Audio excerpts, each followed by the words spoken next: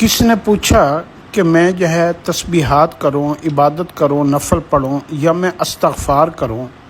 تو اللہ والوں نے جواب دیا کہ تم استغفار کیا کرو، کیونکہ استغفار جو ہے نا اس لیے ضروری ہے کہ اگر انسان گندا ہوگا اور میلا کچیلا ہوگا تو اگر اس کو خوشبو لگائی جائے تو وہ بہتر ہے کہ اس کو پہلے نہلایا دھلایا جائے، وہ بہتر ہے۔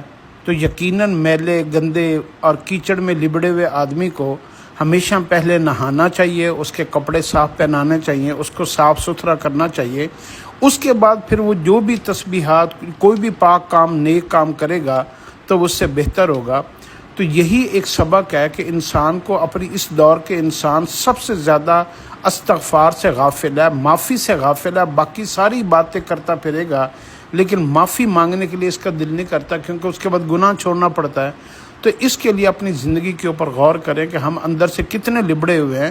تو سب سے بڑی عبادت اللہ کو جو پسند ہے وہ انسان کا اللہ سے معافی مانگنا ہے۔ تو اللہ سے معافی، استغفار، توبہ کثرت سے کیا کریں۔